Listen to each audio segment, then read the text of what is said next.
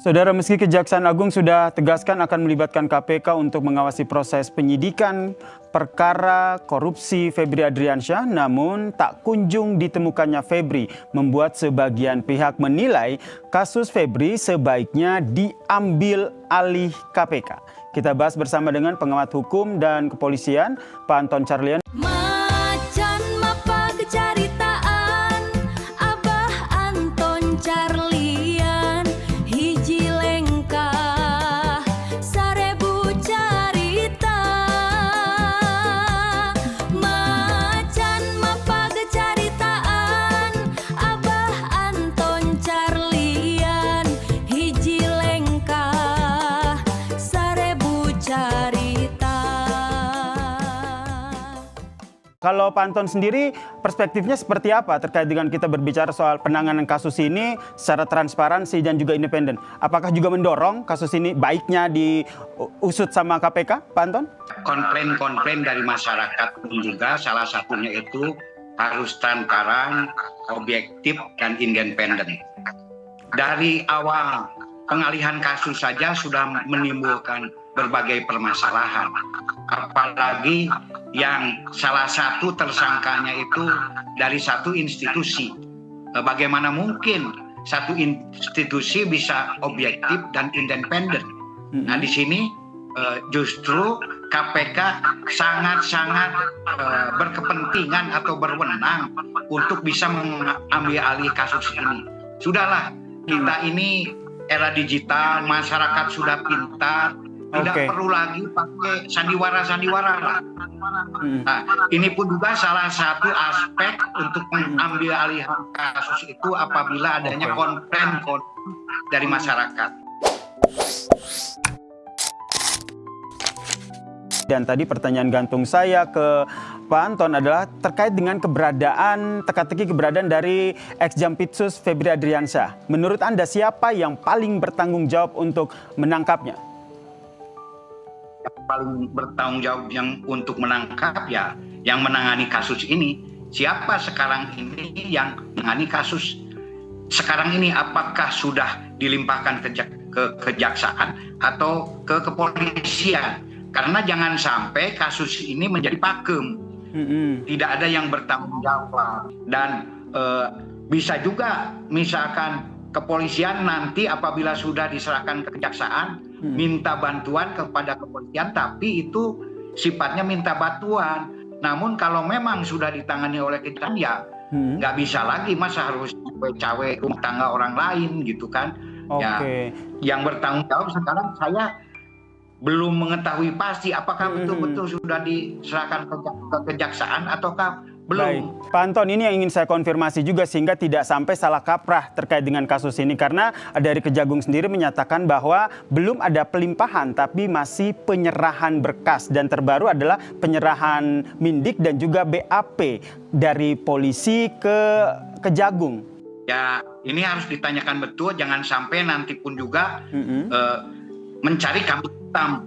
Tidak ada tersangka karena salah satu adanya pembiaran. Makanya seandainya demikian kan jadi dilipat.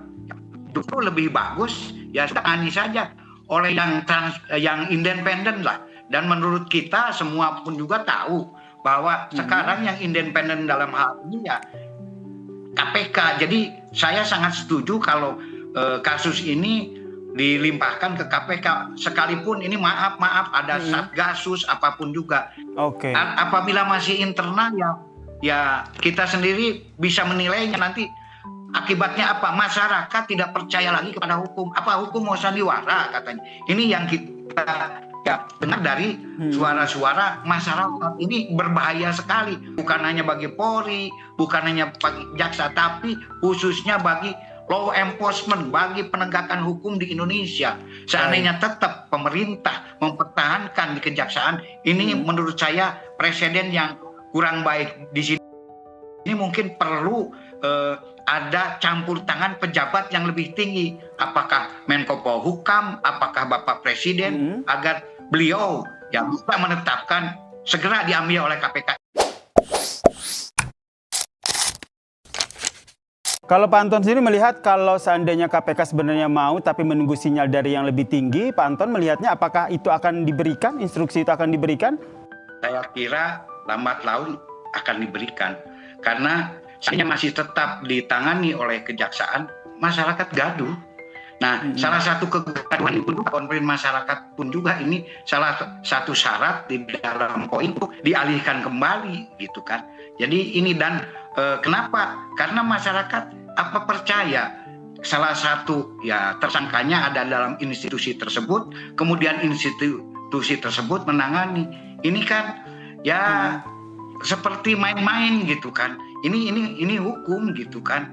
Jadi ya sebaiknya ini demi menyelamatkan hukum segera ya pimpinan tertinggi atau siapapun juga untuk bisa bukan hanya kepada Polri dan Kejaksaan tapi bisa memerintahkan mungkin agar segera kasus ini diambil alih. Meskipun Pak Anton dari Kejaksaan Agung sendiri sudah menyatakan bahwa biar ini transparan dan independensi akan dibentuk tim khusus. Belum cukup ya menurut Anda ya? Saya kira walaupun mungkin kenyataannya iya, tapi apa bisa menghadapi ya istilahnya kecurigaan dari masyarakat? Apa masyarakat percaya kalau itu ditangani oleh ya institusi yang bersangkutan akan objektif, akan transparan, akan independen? Pasti tidak percaya. Ini kan sama dengan mencari masalah sendiri. Jadi ya mendingan lepaskan saja masalah. Dan memang secara undang-undang juga ada institusi yang memang berwenang untuk ya menangani. Kalau tadi saya sependapat dengan Bung Jayanur, kalau cuman ya supervisi pengawas beda dong. Saya juga pernah jadi penyidik, beda dengan yang masak sendiri. Ya pengawas kan sewaktu-waktu. Kadang-kadang kalau diminta saja, memang melekat terus tidak. Dan sekarang juga seandainya tidak pengawas juga ada pengawasan, ada wasidik, ada irwaskum, lain-lain. Tapi beda dengan menggoreng dan memasak sendiri, beda sekali gitu kan. Terima kasih pengamat hukum dan kepolisian Pak Anton Carlyan dan juga peneliti Pukat UGM Bang Zainur Rohman telah berbagi perspektifnya di Kompas Petang. Salam sehat semuanya.